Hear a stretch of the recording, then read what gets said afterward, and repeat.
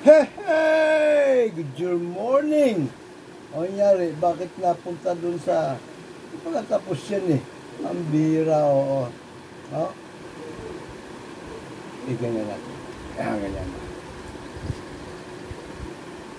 Ang hindi marunong lumingon sa pinanggalingan, malamang may stiff neck. Aha. Kaya hindi nga makakarating sa pagpupuntahan, patutunguhan. Kasi kailangan umuwi muna at magpahinga. Ano ho? And so, lingunin po natin ang ating pinanggalingan. Good morning, ladies and gentlemen of the jury. Puwersa, 99.9% it's a puwera. Sa Luzon, Visayas, Mindanao, maging sama po kayong dako ng mundo. Lingunin po natin ang ating pinanggalingan nang sa ganon ay ating mapag-alaman kung ano ang naging problema sapagkat naandun po mismo sa problema ang solusyon sa problema. Opo, marami po sa atin, unfortunately, mga katanders at kabataan. Kami naman ay minsan naging mga kabataan. Kaming mga ngayon ay thunders na. Aha, papunta na doon po sa pre-departure area. Yung iba nandun na po sa departure area. Yung iba sa amin nandun na po sa loob ng aeroplano. Yung iba nga lumanding na sa destinasyon. Ano po. Pero minsan kami din po ay naging mga kabataan. At minsan kami din po ay binulag ng ating mga edukador, riding in tandem with, para sa akin, mga namumuno sa ating bayan, mga traidor, mga land grabber, mga abusado, human rights violators, mga smuggling lord, mga pugo lord, mga AJK lord, at lahat na po nang may imagine po natin na mga kaungasan na ang may kagagawan, ito pong mga traidor nga at kawatan sa buong pamahalaan na kuno ay mga politicians. Pero bago po natin ibagsak lahat ng sisi sa kanila, tanungin po muna natin ating sarili na ginawa ba tayo? Meron po ba tayong kahindik-hindik na ginawa para sagkaan ng kanilang kaungasan? Naghimagsikan ang ating mga ninuno po noon sa katipunan. Tayo din po ay nag-EDSA people power. Nag 1 million march pa po tayo. Ngayon, meron na namang 1 trillion peso march. Meron bang inihahain tayo na panukalang affirmative action kung tawagin? Talaga pong swak na swak, konkretong panukala para tuluyang matuldukan ang daluyong ng korupsyon. Meron ba? O wala? Tara, samahan po ninyo ako at ating pong balik-tanawin ang ating pong kasaysayan. Umpisan po natin ang kahindik-hindik na kwentuhan dito po sa himagsikan ng ating mga ninuno. Para saan? Para kanino? Ano nangyari? Anyari? 'Anyari. 'Let's watch, look, listen and learn. Estradong unang bumuo ng reform movement sa Espanya. Hindi man ito naging matagumpay, nagbunga naman ito sa pagkakatatag ni Rizal ng La Liga Filipina na kalaunan ay nagresulta sa pagkakabuo ng Katipunan. Ang mga paring Pilipino din ay may malaking kontribusyon sa pagsisimula ng revolusyon sapagkat sila ang unang sumulat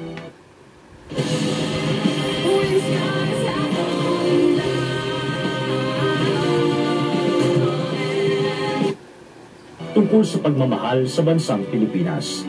Sila ang unang nakibaka laban sa mga praileng Espanyol at ang pagkamatay ng Gomburza o ang tatlong paring martir na sina Father Mariano Gomez, Father Jose Burgos at Father Jacinto Zamora ay isa din sa mga naging hudyat sa mga Pilipino na kailangan na nilang mag-alsa. Hindi nagtagumpay ang reform movement ng mga Ilustrado. Kaya naman, noong nabuo ang Katipunan ay ang mga ordinaryong tao ang nanguna sa pakikibaka para sa kanilang kalayaan. Habang tumatagal, ay mas lalong umiinit ang nais ng mga Pilipinong lumaya mula sa mapang-abusong Espanyol. At nakita ni Bonifacio na hindi magtatagal ay sisiklab ang revolusyon. Noong humingi siya ng payo kay Rizal sa pamamagitan ni Pio Valenzuela, sinabi ni Rizal na hindi sila magiging matagumpay sa pag-aalsa dahil kulang sa armas ang grupo ni Bonifacio.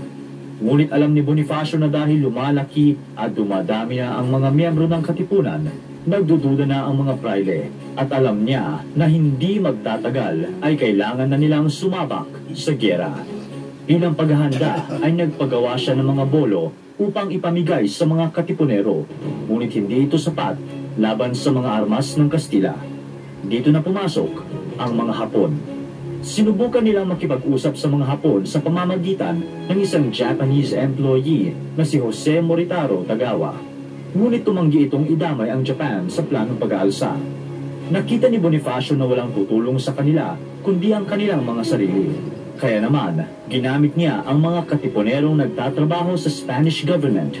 Inutusan niya ang mga ito na magnakaw ng armas mula sa arsenal. Habang tumatagal, ay mas lalong umiinit ang nais ng mga Pilipino na simulan ang revolusyon, kaya't napadalas ang kanilang pagpupulong tuwing gabi. Ang mga bulong-bulungan ng mga pagtitipong ito ay nakaabot sa mga praile. Hindi ito pinansin ni Governor General Blanco, ngunit hindi sumuko ang mga praile. Sunod sa nilapitan ng mga praile ay ang military governor ng Manila, si General Ecaluche. Inaksyonan ni General Ecaluche ang reklamong ito. Noon din ay nagkaroon ng pag-aaway sa pagitan ni na Apolonio de la Cruz at Pedro Patino sa Diario de Manila kung saan iniimprenta ang mga dokumento na may kinalaman sa Katipunan. Napikon si Patino at bilang ganti ay sinabi niya sa kanyang kapatid na si Honoria ang tungkol sa Katipunan. Sinabi ito ni Honoria kay Sor Teresa, isang madre, at noong nalaman ito ng madre ay pinayuhan niya si Patino na sabihin itong lahat kay Father Mariano Hill, ang kura ng Tondo. Dito na nabunyag ang sikreto ng Katipunan. Lalo pa itong napatunayan nang halughugin nila ang Diario de Manila at doon ay nakita ang lithographic stone na ginagamit sa pag-imprenta ng resibo ng Katipunan. Isang pangalan na natagpuan sa mga resibo ay ang kay Policarpio Turla. Noong hinalughog ang locker ni Turla, ay nakita ang mga bolo at mga papel na magpapatunay na bahagi siya ng Katipunan. Binigay ito sa mga otoridad at doon na nakumbinsi ang Spanish government na mayroon nga talagang namumuong revolusyon.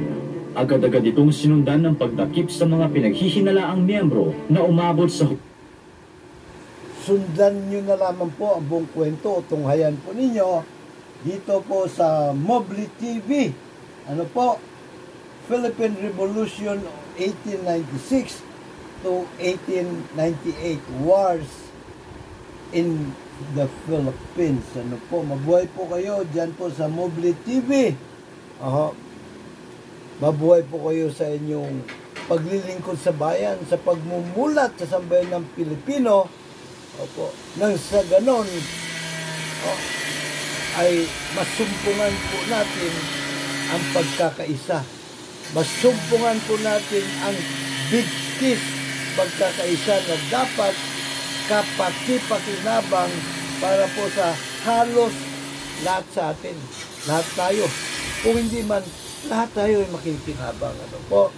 So, Mobile TV, mabuhay po kayo. Now, balikan po natin ang tanaw ng kaunti. Ano po? Bagaman, hindi po nagtagumpay ang adhikain, no, ha? Na pinamunuan po, pinasimulan ng mga ilustrado ni Nagat Jose Rizal, La Liga Filipina, pero ito namang si Gat Andres Bonifacio, kanya na po, kumbaga tumimon na po sa kanyang kamalayan kung ano po ang mga dapat na gagawin. Ano po, kaya siya po ay nagtatag ng katipunan. Kataas-taasan, kagalang-galangan, katipunan ng mga anak ng bayan na isang lihim na samahan na ang adhikain ay pagkaisahin ang mga Pilipino upang isulong, ipaglaban ng buwis buhay na gamit ay tabak at sibat lamang, tabak at sibat lamang kontra baril at mga kanyon ng mga Kastila. Ano po, pero ganun pa man. Ganun pa man. Talaga pong kanya pong nahikayat ang marami. Inabot po, at buong bansa, inabot po ng tinataya mga 100,000. Ano po, na mga warm bodies, na po, yung iba naman sumusuporta na lang in cash or in kind, kumbaga, sa adhikain ng katipunan. Bakit nakumbinsi ang mas nakakarami? Yung iba nag-aambagan pa po. Ano po?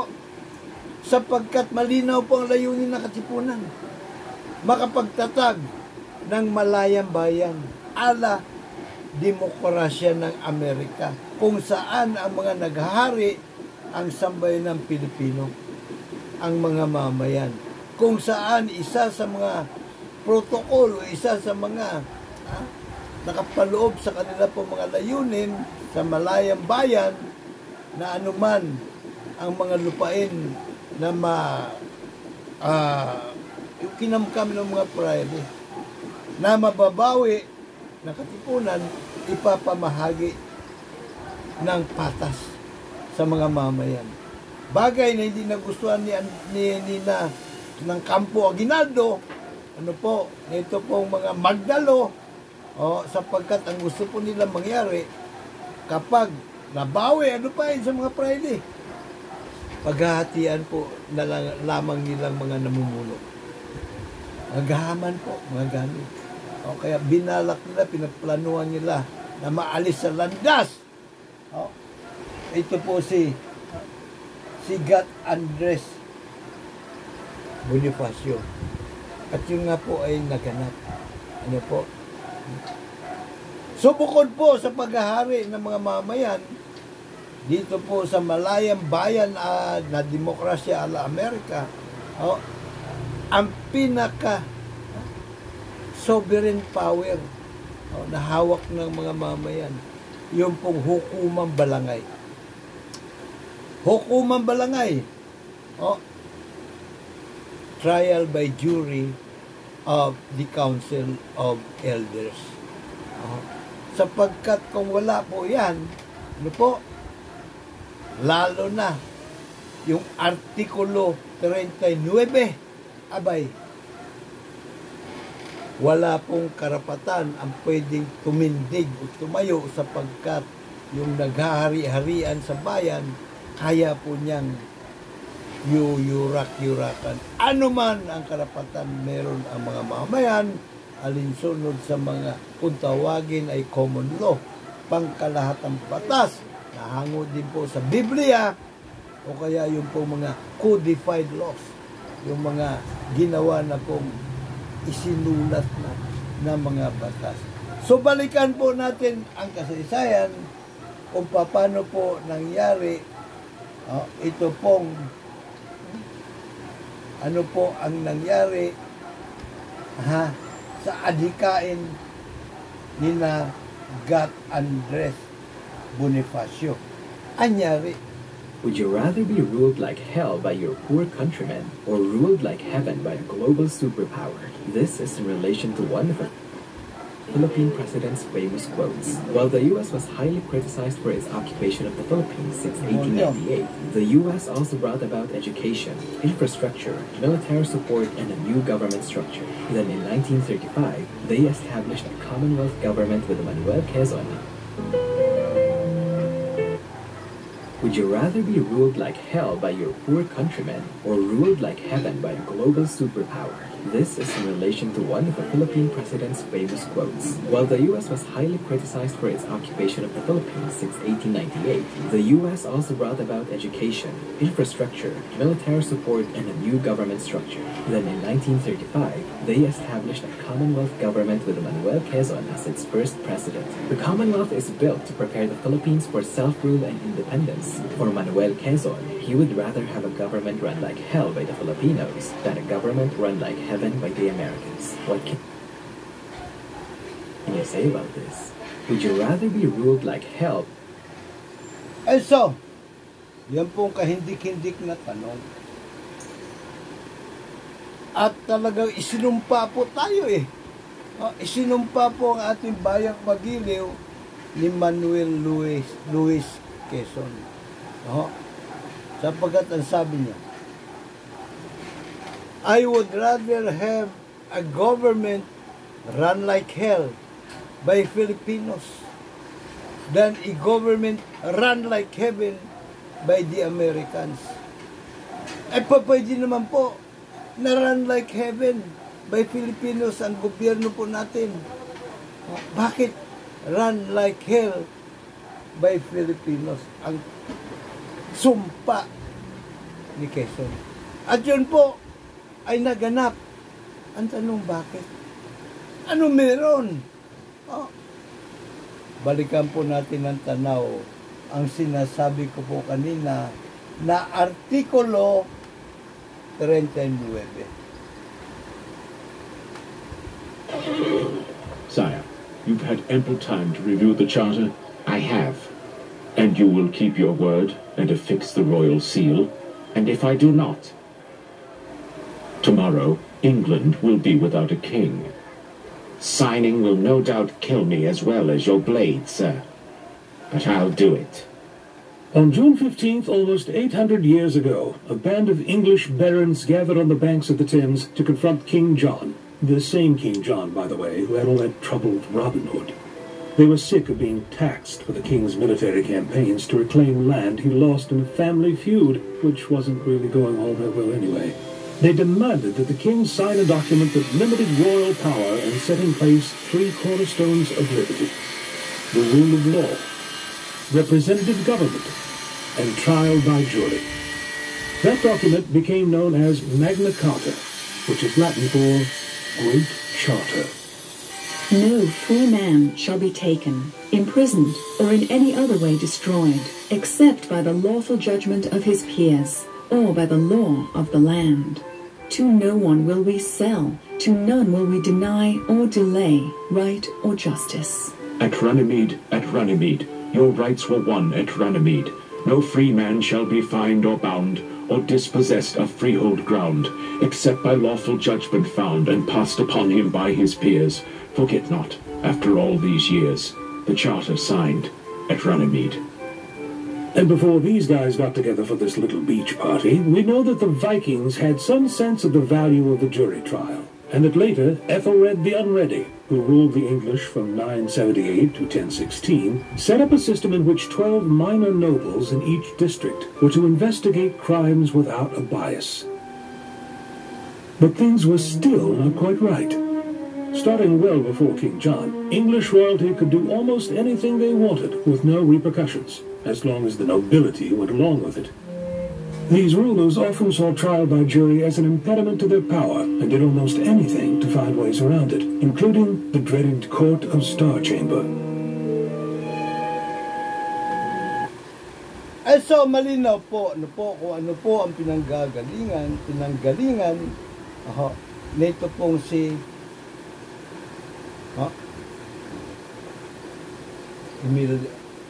Emilio Aguinaldo. Yung pong si Manuel Luis Quezon. Pero lalahanin po natin, nabuhay pa si Emilio Aguinaldo. Nung panahon po na nilimbag ang 1935 Constitution. Maging nung pong mga unang araw, buwan, taon ng ating pong kalayaan. Opo. Now, nakita niyo po yung pinanggalingan po ng hukumang Balangay. Na isa sa mga pangunahing layunin ng himagsikan ng ating mga ninuno. Ano po? Hukumang Balangay. Yun po ay kinopya ng ating mga ninuno bago pa tayo sinakop ng mga Kastila, kapanahonan po nila Lapu-Lapu, dito po sa Magna Carta of 1215 England. Opo. Magna Carta of 1215 England. Sinakop po tayo ng Kastila March 16, 1521. Ayon nga sa kanta ni Yuyoy Villame. Sa madaling salita po, ilang siglo pa po nakalipas, hukumang Balangay na po ang uso sa bayan, demokrasya na po ang umiiral sa lahat ng balangay sa buong kapuluan. Trial by jury of the Council of Elders. So, ito po yung inimbento or ipinaglaban din ng mga ninuno ng Britons, ano po, ng mga Britons, ano po, sa Great Britain. Ang magkaroon po ng demokrasya sa kanilang bansa. So, yun. Representative government, the rule of law, and trial by jury. Siyempre, kung may rule of law, ako may trial by jury, may rule of law. Bakit po kanyo? Bago po napirma ng hari ang Magna Carta, the Great Charter of Freedom, opo, hari lamang po ang batas. Yung hari, siya po yung batas. Siya po yung state, kumbaga. Siya po gumagawa ng batas, siya ang umahatol kung ang batas ay nilabag o hindi. At minsan, kanya pong dinidelegate sa kanya mga huwes. Siyempre, susunod po yun sa lahat ng gusto po niya. Pero doon po sa Magna Carta, particularly, Artikulo 39. 63 po ang mga karapatan ng mga Briton na nakalitan niya sa Magna Carta of 1215 England. At ang susi para lahat po ng kanilang mga karapatan ay huwag malabag ng hari, yun po ay yung Artikulo 39. Kung saan ang hari po ay hindi maari na ihulihin kahit na sinong Briton, no po, ikulong, pugutan ng ulo, bawian ng ari-arian, maliban na lamang kung merong utos, may sentensya na galing sa jury of peers. Kapwa po nila Briton ang huhusga kung ang inaakusahan na lumabag sa batas o sa kanilang common laws, ano po? Common law, no? Common laws ang hindi maganda para sa iyo, huwag mong gawin sa kapwa mo. Biblical po, yan, no po? Handed down through generation, hindi nakasulat, pero na-memorize lang nila. Ganon din po ang patakaran, kalakaran sa ating bayan bago sinakop tayo ng mga Kastila.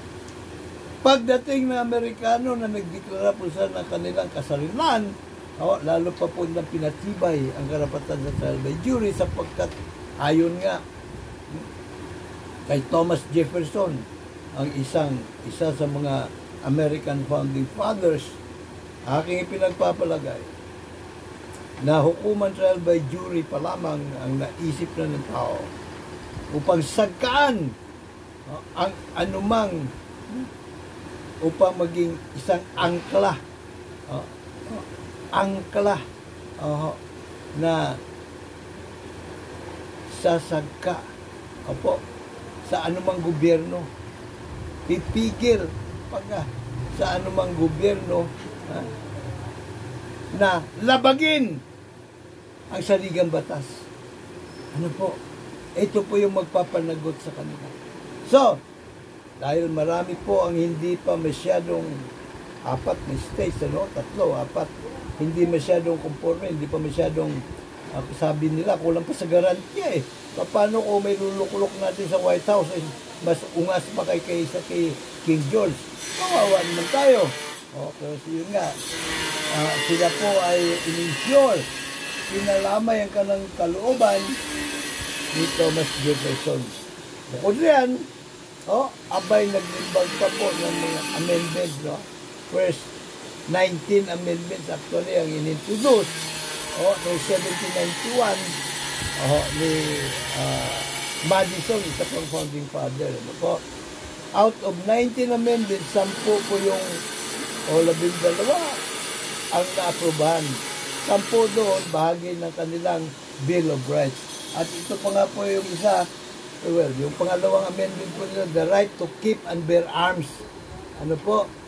Para sa People's Militia, na kailangan para ipagtanggol ang kanang laban sa anumang mananakop.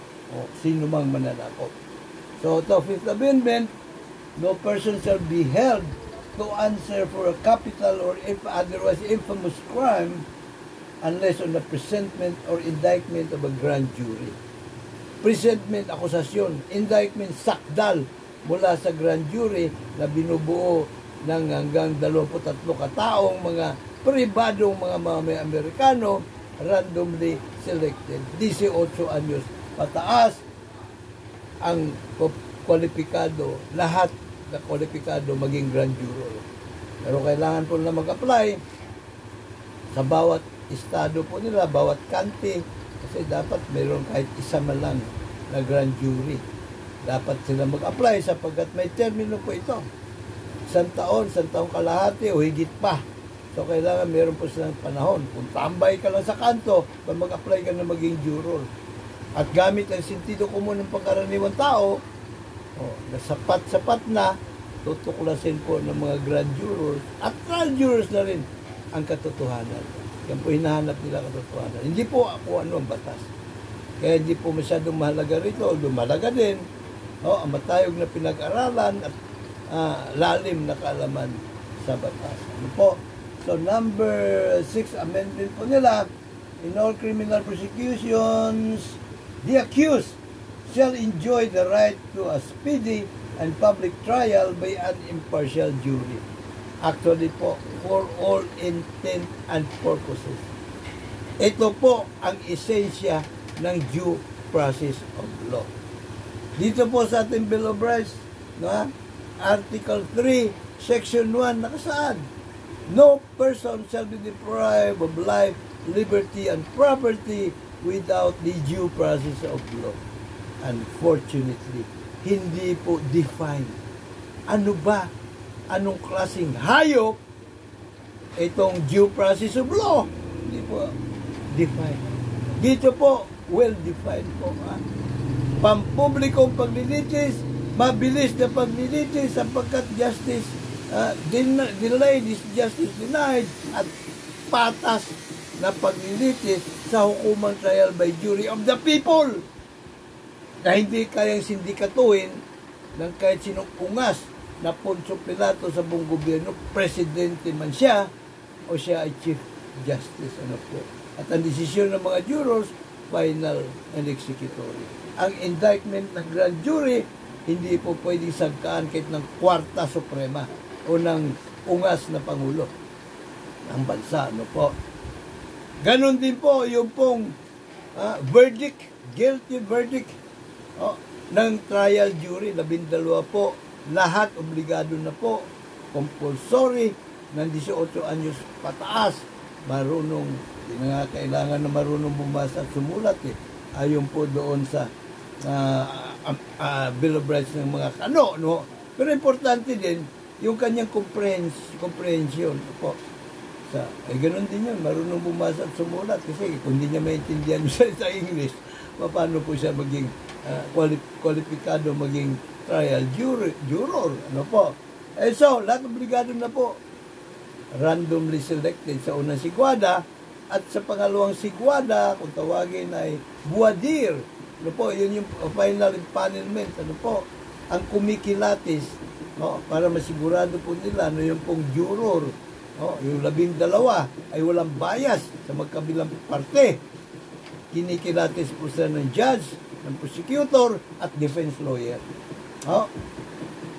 Sila po ang nagdidesisyon kung sino po ang mga dapat na i-empanel.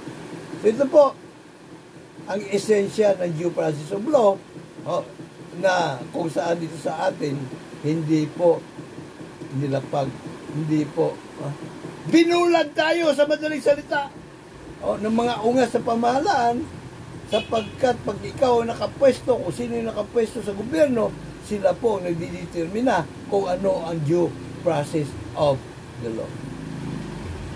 Amendment number 7. In all suits of common law, where the value in controversy shall exceed $20, the right of trial by jury shall be preserved, and no fact tried by a jury shall be otherwise re-examined in any court, including the Supreme Court.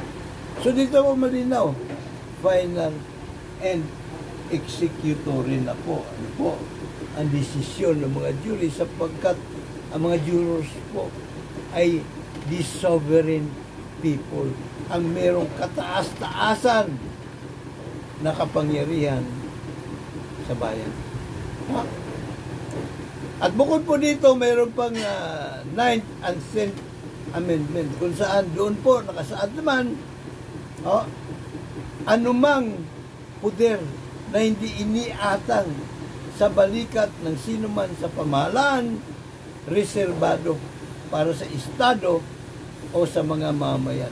Doon po pumapasok ang referendum. Ano po? Doon po sa Amerika, halos kada election, meron po silang isinasalang for referendum sa mga mamayan. Aprobahan ba natin itong ganitong panukala? No, ha? Ganun.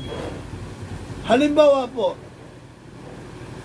meron bang kahit isang letra lang sa saligang batas na nagbibigay poder sa Pangulo na kumalas sa ating mga tratado? Halimbawa yung ginawa ni Digonggong Karmadigong na pagkalas sa ICC, meron po ba siyang poder na gano'n? Basahin niyo po, bulatan ninyo sa saligang batas. Wala. As in, wala. Capital W, period, A, period, L, period, A, period. Wala. Pero bakit niya nagawa? Sapagkat kontrolado po niya ang hukuman sa palakasan, maging yung mga mahistado, hindi po siya kayang banggain. Takot matukhang. Apo. So nakasad po doon, ha? Ang anumang poder na hindi iniatang sa balikat ng sinuman sa pamahalaan, reserbado lamang sa estado o kaya sa mga mamayan. Plebisito po ang dapat idinaan dapat ang pagkalas sa ICC. Katulad din po ng ginawa sa United Kingdom. Nung sila po ay nag-Brexit, gusto po nilang pumalas sa EU, European Union, idinaan po sa plebisito kung saan 50% plus 1 ng mga mamayan ang didesisyon alinsunod sa tunay na diwa ng demokrasya. Dito sa atin, hindi pinagpawisan ng kilikili ng buwakang si Digonggong. Nung kanya pong nilabag ang ating pong mismong saligang batas. Ano po? Sapagkat alam niya, batid niya, hindi naman siya papanagot Diba? Paano siya papanagot sa hukuman trial by palakasan ng mga traidor at kawatan sa pamahalaan na kontrolado niya?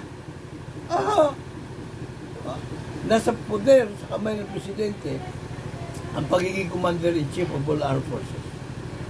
So hindi lamang po militar, police, NBI, mga CAFGO, ano po, sama mo na dyan pati security guards, Barangay Tanod, siya po commander-in-chief, lahat po ng armadong grupo, pati na po yung mga New People's Army, siya may hawak. Armado din yun di ba ba? Yung mga Abu Sayyaf, mga ISIS, siya may hawak. Ano po? Pambirang patis. Sinong, di ba? Meron pa siya mga private armies,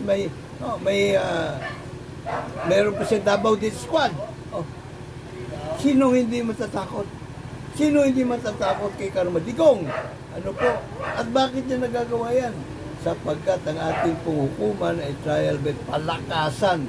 Ito po yung ugat. Ugat. So, malinaw po tayo rin. Ano po? At siyempre, ito, ang dapat po natin pagkaisahan para mas malinaw po. Ibalandra po natin ang ito. Ito po solusyon sa korupsyon. No po? Nagoyo na po tayo at nauto. Nung mga una po nating pag-alboroto para sa tunay na pagbabago. Unang-una po yung magsikan ng atin pong mga ninunong katipuneros. Buwis buhay po Pero hindi po sila nag-atubili, hindi sila nagdalawang isip. Marami ang sumuporta sapagkat malinaw po ang layunin. Magtatag ng makatarungan at makataong lipunan. Demokratikong lipunan ala Amerika. Ipanumbalik yung po mga sangguniang bayan. Ang counterpart po nito sa Amerika, yung po mga town hall meeting, kung saan yung po mga namumuno sa bayan, yung mga halal na opisyal, ay nagpupulong-pulong kasama ang constituents, ang mga mamayan, para pag-usapan kung ano po ang mga pagawaing bayan na dapat ay bigyan ng prioridad. Kung ano po yung mga panukalang batas ang dapat na isalang at ihain at aprubahan na kapaki-pakinabang para sa halos lahat ng mga mamayan, kung hindi man lahat ng mamayan. Ang pangatlo po, back to basic jury justice system. Hukuman balangay. Yan po isinulong nila. Ang siste,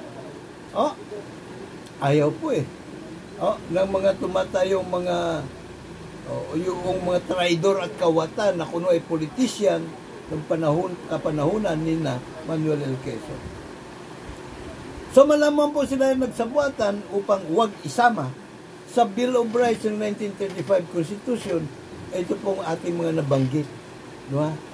Na karapatan sa trial by jury, including the first or the second, the fifth, sixth, seventh, 10th Amendment, ano po, sa US Constitution, para lalong tumibay ang kapangyarihan ng mga mamayan na sawatain ang lahat ng mga traidor at kawatan na kuno ay politician sa buong pamahalaan. Ito po yun. So nabudol-budol po ang ating mga ninuno nung mga nagsipag-himagsikan. Nabudol-budol na naman po tayo for the second time around. Dito po sa EDSA People Power, kung saan tayo pong mga thunders na ngayon. Ano po? Ang naging mga frontliners. Yung mga bata-bata pa sa pagkapanahonan ngayon, yung Gen Z ngayon, either yung inyo pong mga magulang o inyong mga lolo't lola ang nagkapit bisig, humarap sa mga tangki ni giyera upang ilapag ang tunay na pagbabago. Ano ang nangyari? Ito pong mga ungas na naman na framers ng ating 1987 Constitution, hindi pa rin po isinama sa Bill of Rights ng 1987 Constitution ang karapatan sa trial by jury. So, ganun pa rin po ang nangyari.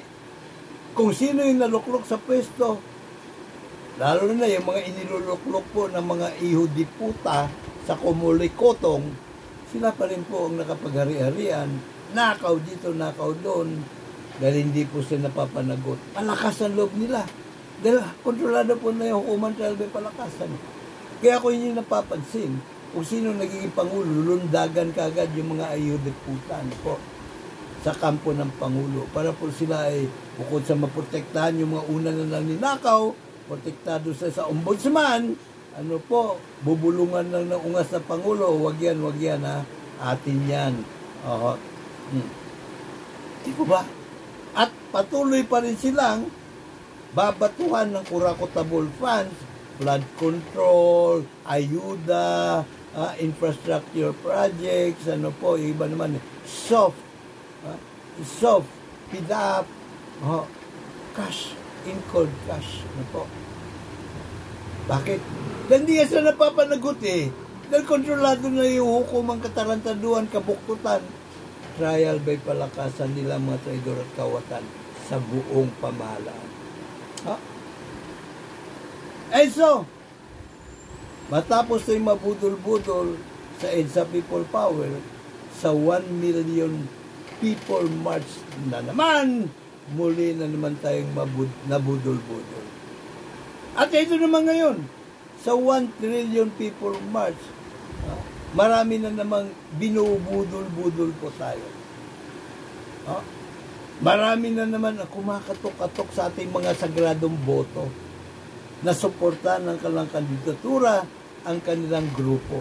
Pero meron ba silang konkreto na panukalang batas para tuluyang matuldukan ang daluyong ng korupsyon? Opo, tsunami na po ito.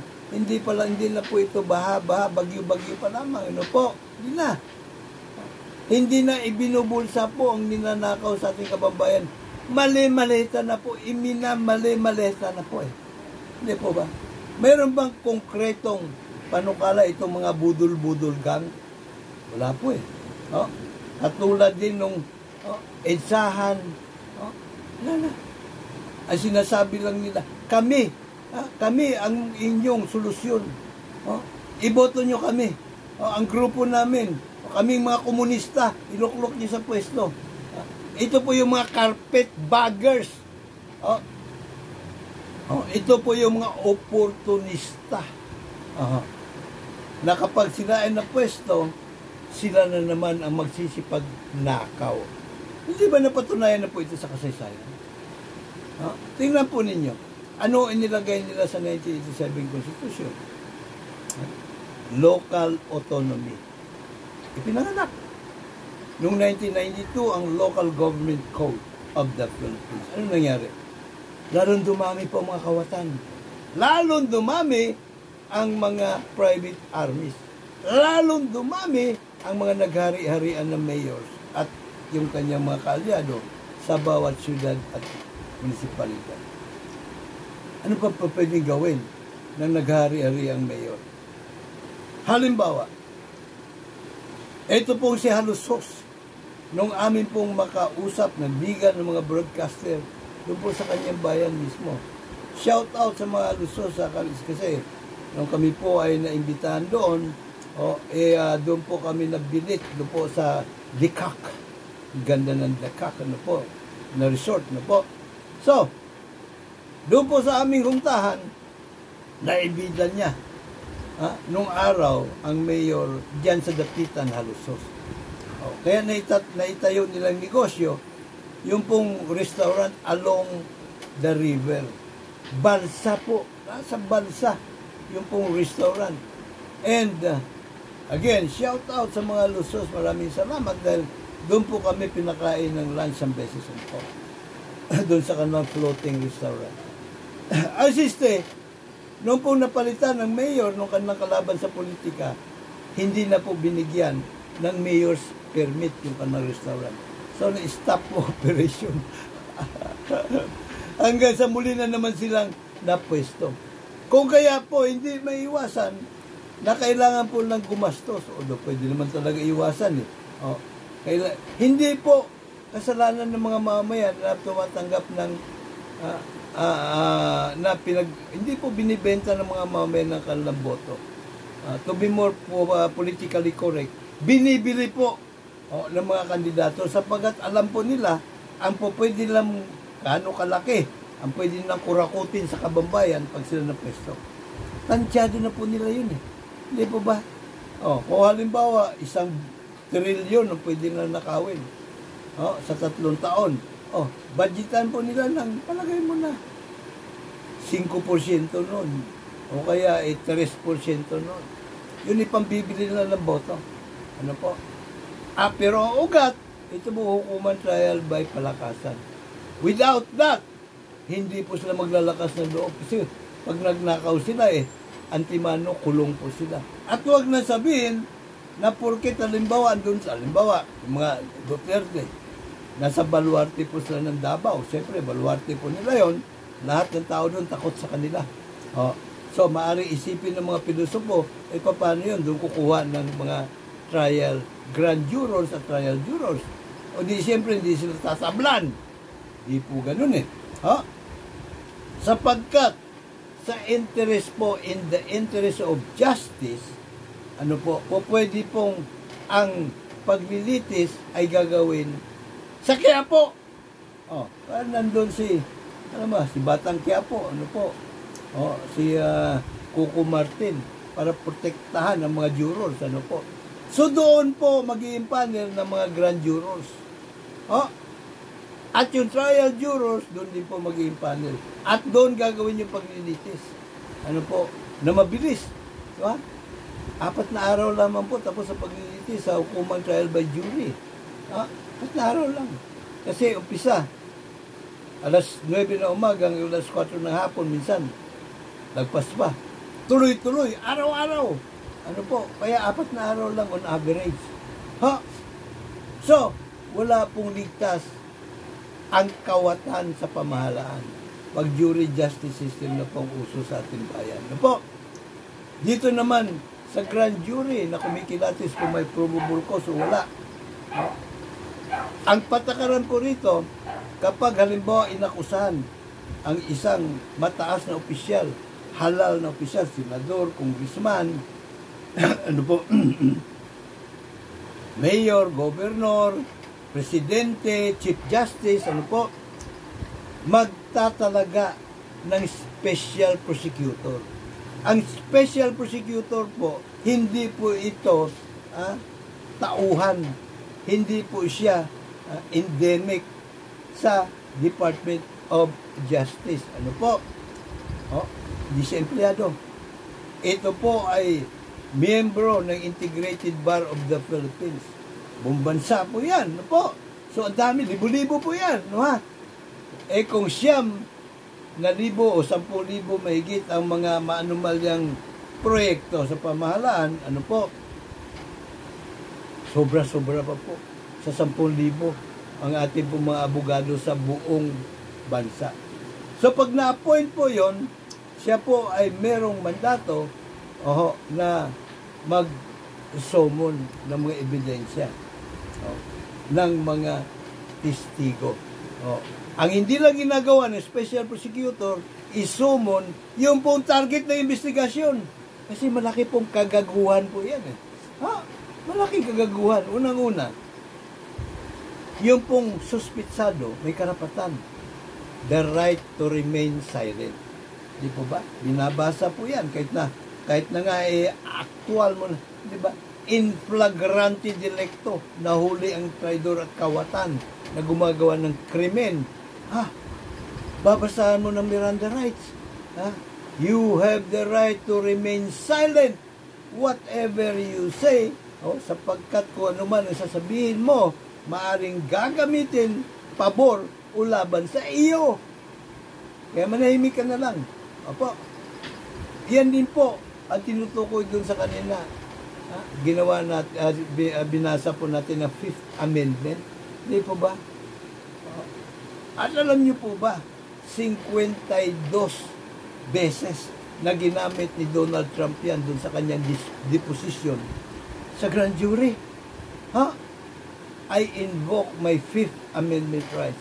Kasi, anuman tanong, no, anuman tanong, lahat ng tanong, o pwede po niyang huwag sagutin. Yung bang karapatan ng mga karapatan din natin, abay, opo.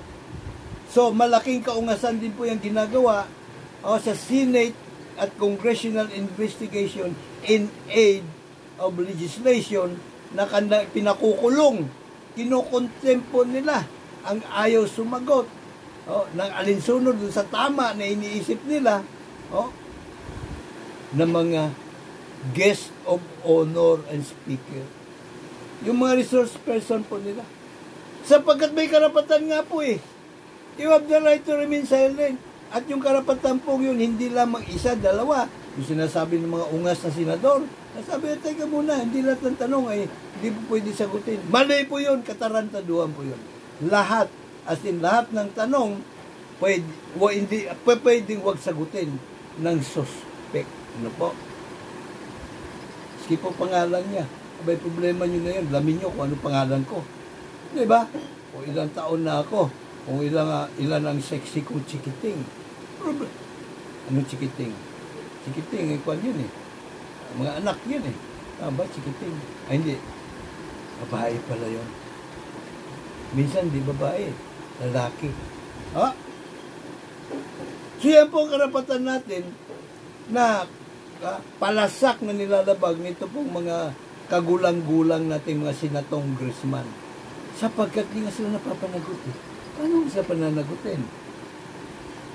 Well, maliban na lang, pagkalaban na nila ang Pangulo ng pangalan ay Bongbong Marcos.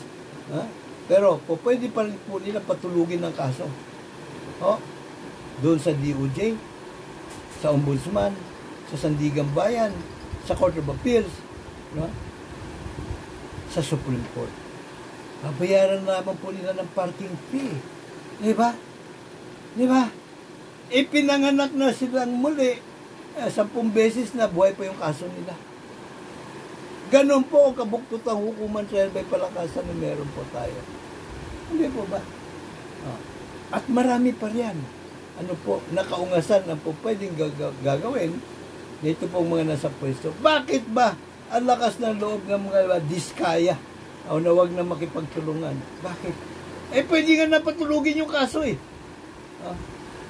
Gawin po nilang modelo si Juan Ponce Enrile. Pinatulog yung kaso sa loob ng 2 dekada mahigit sa bayhain ng demurrer to evidence. Nalabag daw po yung kanyang karapatan sa speedy trial.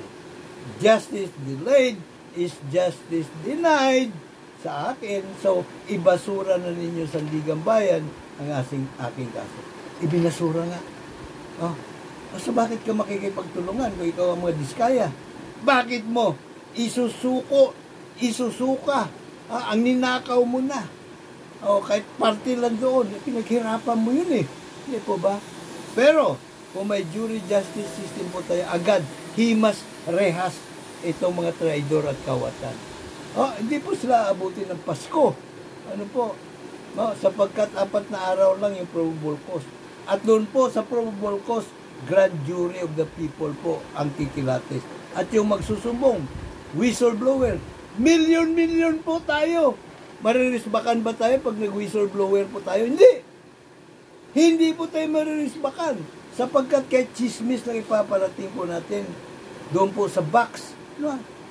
Sa lahat po ng regional trial court o anong tawag na to, whole of justice. Ano po, bawat syudad, munisipalidad, may kahit isang grand jury. Pwedeng dagdagan yan. Pag dumami ang kaso. Milyon ang mga prospective grand jurors. Milyon po tayo ang mga trial jurors. So dagdag lang po ng dagdag. Bawat isang kaso, isang grand jury, isang trial jury. Hindi po katulad nito. Isang kaso o libo-libong kaso, isang ICI, isang ombudsman. Mabubulunan po sila. Gusto naman nila o hindi. Abogado na ilan. Ha? 400, 500, kahit 1,000 pa eh. Diba? 10,000 yung kaso eh. Diba? Oh. So, matatambakan po sila ng kaso. Mauna pa po silang mailibing kaysa doon sa mga kawatan. Dahil natambakan nga sila, matatabunan sila ng kaso. Pero sa jury justice system, wala pong ganun. Hindi po mabibilaukan. Dahil milyon-milyon po tayo eh. Pag nagsumbong tayo kay chismis lang, bahala na po yung grand jury na umutos doon po sa prosecutor, alamin ang katotohanan sa likod nito. Kunin mo yung mga ebidensya. Sa GAA, mayroon ba ganitong proyekto? Wala. Pag meron, kanino naka-allocate? Sino congressman? Sino ang senador? Pagka nalaman na po yun, nasaan yung proyekto? Saan located? Inspectionin mo. Wala eh. Ghost projects. Ano po? Wala pala eh. Kunin mo naman yung record sa District Engineering Office. Nabayaran na ba ito? Bayad na eh. Pambirang patison. Bayad na pala eh. Kanino ibinayad? Sino kontraktor? Anong project? Ito, lahat ng detalye. So, ano pa kailangan mong, di ba? Kaya kailangan mo ipanotaryo publiko na testimonya. The record speak for itself. Di ba? Document is the best evidence. Ganun naman po kasimple ang gagawin po ng special prosecutor. So ilalapag nyo na po iyon sa mga grand juror. Mga grand jurors, ito na po yung akin na pag-alaman, bla bla bla bla bla bloom. Bahala na kayo magdesisyon. So yung 12 katao na grand jurors, 12 sa kanilang kailangan para maglapag ng indictment o sakdal. Pambirang patis, kailangan pa ba na i-memorize yun? Binayaran ng proyekto na hindi nakikita. Kung ano ba, ito naman ay substandard.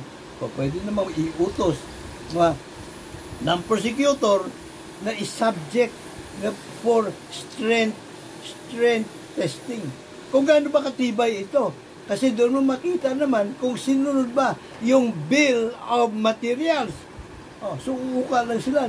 Palagay mo ng 1 square meters doon sa simentadong flood control wall o whatever, kung sa structure naman, sa building, doon sa sahig, doon sa dingding, makikita na po nila kung tama sa specification ng bill of materials ang ginamit na materials.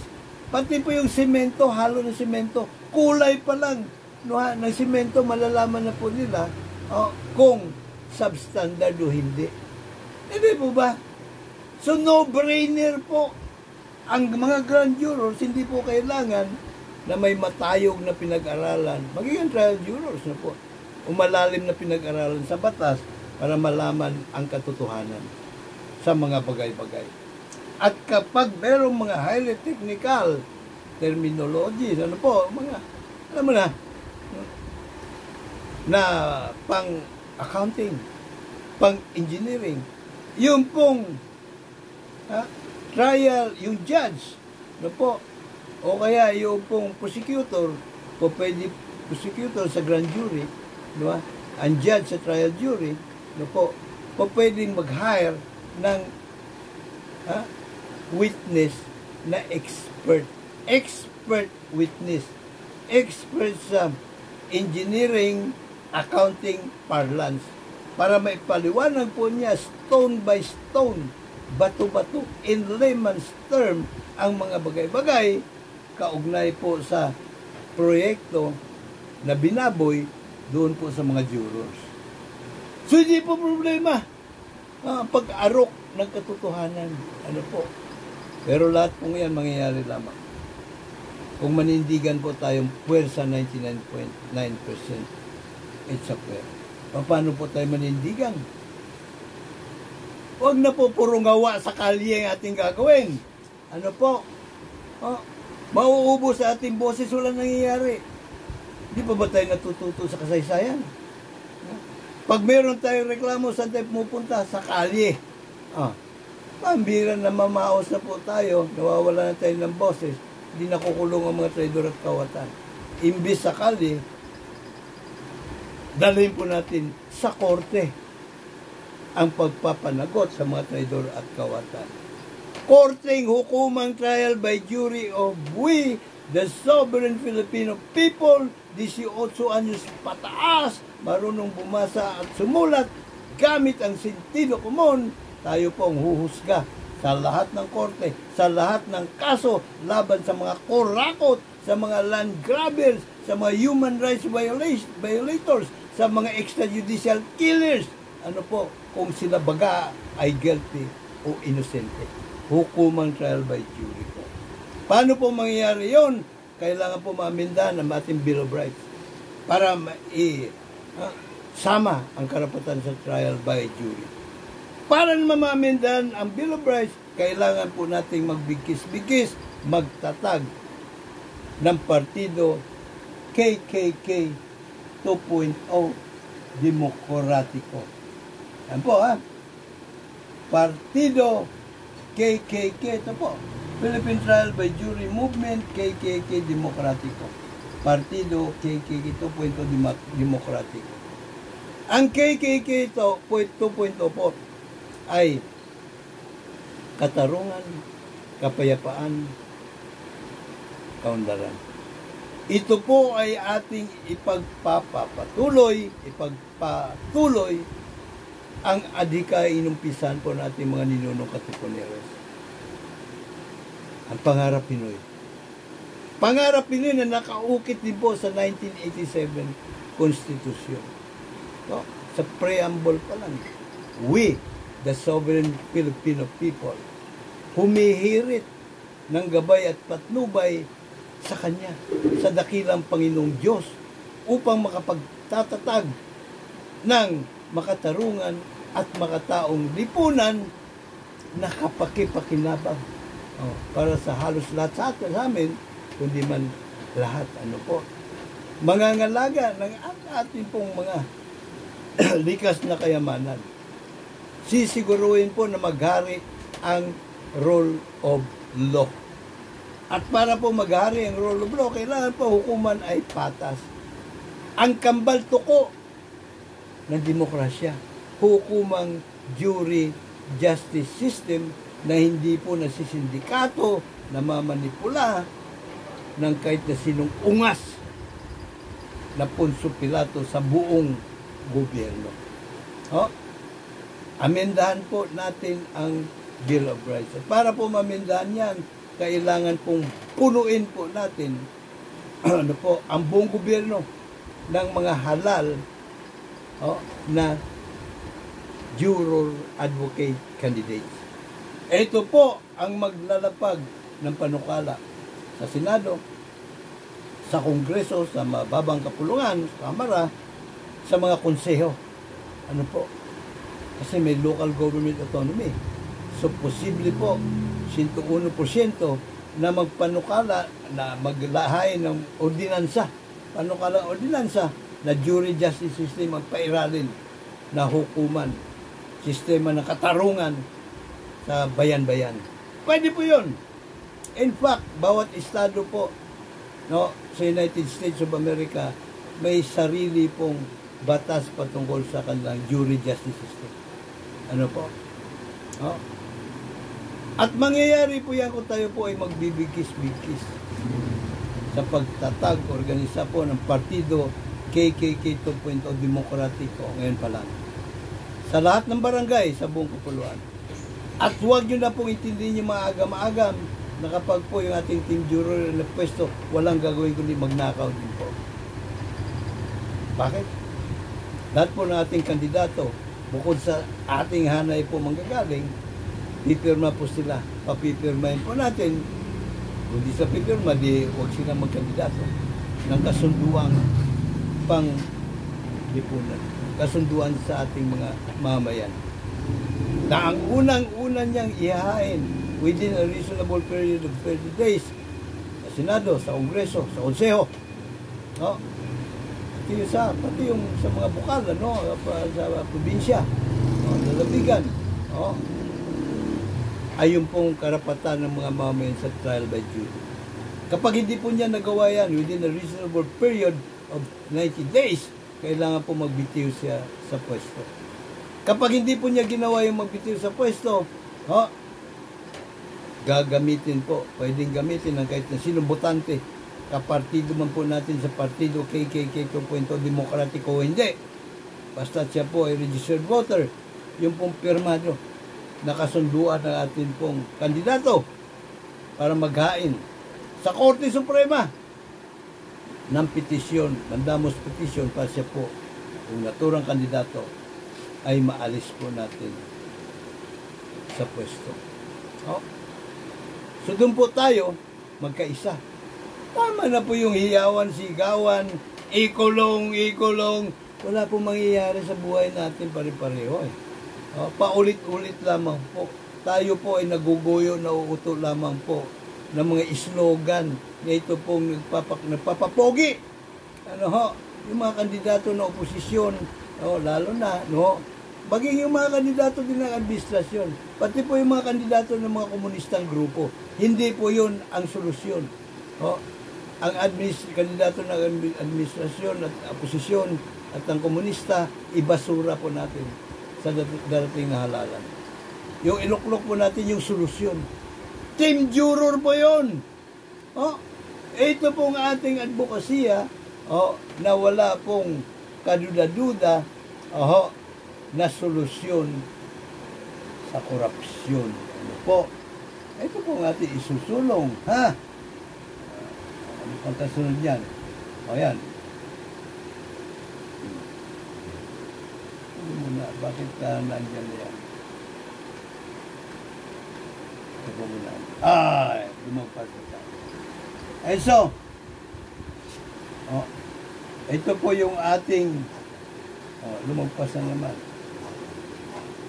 Juror Advocacy Channel. Ano po? Mr. Juror. Sa YouTube po. Pakibisitahin po ninyo.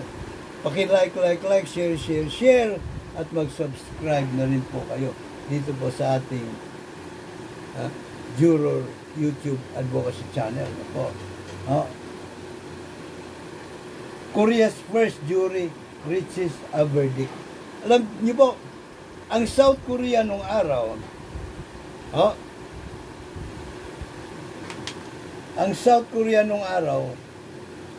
matindi din pong korupsyon. Ano po? Matindi din pong korupsyon sa South Korea nung araw. Kaya kawawang-kawawa sila eh. Diba? Ang ating Pangulo nun, nagdodonate pa ng pandesal doon, si Fidel Valdez Ramos. Pero, noong 2007 po, dahil sa isinulong ng Couples for Christ na organisasyon sa South Korea, ang pagkakaroon ng hukuman trial by jury, ended by 2012, no? After 5 years ng kanang dry run, nag-full blast po sila. Abay, marami po sa kanilang dating mga kawatan na presidente nakakulong na ngayon. At nabawi po nila ang kanila pong ang ninakaw sa kanila. Kaya di ba, biglang unlad ang South Korea. So ito po ngayon na ating gayahin din. At ang inaasahan ko po na sasama unang-una sa advokasya na ito ay ang aking kapwa, mga katanders. Ano po? Kasi tayo po naghahanap na ng resibo para kay San Pedro. Ito na po yung ating at tayo din po naman ay merong obligasyon na ipamana ang makatarungan at makataong lipunan sa ating pong mga susunod pa na salinlahi. And then yung kabataan na pag-asa ng bayan. Kabataan. Kami din po ay katulad yun minsan naging mga kabataan. Kami mga thunders na ngayon. Kami din po ay binulag ng mga edukador, mga daputan ng mga edukador. Sa mga universidad, sa UP, sa mga kolehiyo, hindi po itinuro ang tunay na anyo, hugis at kulay ng demokrasya. Hindi po itinuro sa amin na ang kambal tuko pa lang jury justice system ng demokrasya. Hindi itinuro natin sovereign power na nakasaad po sa Saligang Batas Article 2, Section 1. Philippines is a democratic and republican state. Sovereignty resides in the people and all government authority emanates from them. Nasaan yung ating sovereignty po? Wala, di ba? Hindi po tayo sovereign. Alipin po tayo dahil sa hukuman trial by palakasan ng pinauso ng mga daputang framers ng 1935 at 1937 Constitution. Hindi rin po totoo na yung pong anti-political dynasty law ang susi po kontra corruption. Hindi po totoo yan. Sapagkat yung pong mga papalit, palagay na natin, pinagbabawalan po lahat ng member ng political dynasty.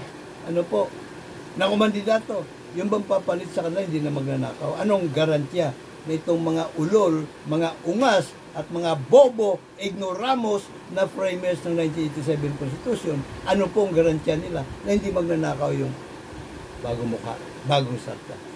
Wala! Wala pong garantiya. Pero, pag inalis niyo po yung oportunidad ng mga salot na kurakot, yung mga traidor, kautan sa buong pamahalaan, na magnakaw. Dahil kapag nagnakaw sila sa hukuman trial by jury, mabilis pa sila sa alas 4, hihimas ng rehas. Tiyak po yun, mamamatay ng kusa ang political dynasty. Opo, sigurado po yan. Wala pong maglalakas ng loob dyan. Tingnan nyo nangyari sa Korea. Di ba? South Korea. May nagnanakaw pa ba sa kanila ngayon?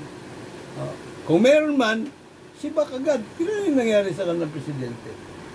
Tingnan nyo ang mga kaganapan sa Hong Kong. Sapagkat ang Hong Kong, 1843 pa, trial by jury na. Hanggang ngayon. Bagaman sila po, ang soberenya sa Hong Kong, nasa kamay na po ng komunistang partidong komunista ng China, pero nanatili po ang kanilang independent judiciary. Trial by jury. Tingnan nyo yung Singapore.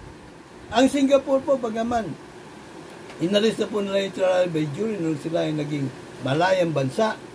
Ngunit, yung pong kanilang mga presidents, nung sila po ay nasa ilalim ng hukuman trial by jury, ang siya pa rin po nilang ginagamit. Hanggang ngayon, kaya walang ligtas po makawatan doon. Opo. Sa Japan, bakit ba ganon kahusay ang ekonomiya ng Japan? Bakit mauunlad ang buhay ng mga Hapones? Trial by jury din po ang uso sa kanila. Opo. Tingnan niyo yung mga bansang sa Europa. Opo. Belgium, Switzerland, the Netherlands, Scandinavian countries. Bakit mauunlad po sila? First class po. Dahil sa hukuman trial by jury po ang uso sa kanila. Opo. Wala pong kaduda-duda yan. Ang Spain ngayon, hukuman trial by jury, matagal na po. Actually, 80s pa eh. Kung kaya nakakulong nga ngayon, yung bayaw mismo ng hari. Dahil ang nagdesisyon, yung mga Spaniard na jurors. Ano po? Wala pong bansa, wala pong bansa na maunlad at ayay ang buhay ng mga mamayan. Na hindi po hukuman trial by jury ang uso. Including Canada, Australia. Ang China, sige, palagay na natin maunlad. Maunlad ang gobyerno. Ang mga komunista lang na mga big time ang namumunini sa kayamanan. Pero yung mga ordinaryong inchik, nasaan po sila dinadampot? Saan sila pinupulot? Dahil po hindi uso din sa kanila ang hukuman trial by jury at yung mga kanilang mga opisyal ang mga kurakot din. Sila lang ang nagsisipagyaman. Tingnan nyo si Putin sa Russia, dahil lang hukuman trial by jury. Si Putin ngayon ang champion ng korupsyon sa buong mundo. Tingnan nyo po yung Venezuela. Venezuela. Bagaman napakamaunlad ang Venezuela po, dahil po sa kanilang langis. Mayaman na mayaman. Pero dahil sa wala din pong jury justice system sa kanila, kinurakot ng kanilang presidente. Bumagsak ang Venezuela. Tayo po ngayon, may pinirmahan na po, kung di ako nagkakamali, na trillion dollar deal sa pagitan ng ating pong gobyerno at ng Amerika. Pero, pag hindi po natin ay pairal ang jury justice system dito sa ating bayan, tiyak po yun, panigurado, kay tagain nyo pa si Bato, o itagaan nyo kay Bato, o itagaan nyo sa Bato. Kukurakutin naman po ang kikitain ng ating pong bayang magiliw sa pamamagitan ng mga likas nating kayamanan ng kung sino ang mapwesto sa gobyerno. Gusto ba natin ito? Gusto ba natin bulok pa rin? Nalipunan natin ipapamana sa ating mga kapwa-apuhan till His kingdom come. Come on, people! Juro revolusyon na! Ano po ating taya rito? Hindi na po buhay. Isang sagradong boto na lamang po. Kaya nagawa na po ng ating mga ninuno ang magbuwis buhay. Kung kaya tayo po ngayon ay meron na pong kalayaan kahit na kulang-kulang. Kahit na huwad po ating kalayaan at isang din pa rin po yung ating karapatan bumoto at karapatan to implement citizens arrest para arestuhin. Ito pong mga kumulikotong kung muli na naman po nilang babaguhin ang resulta ng halalan. Sa sagradong boto naman po.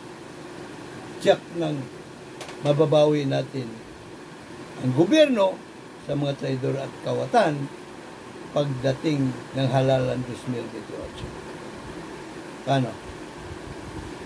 Tara na! Dapat lang juror ka.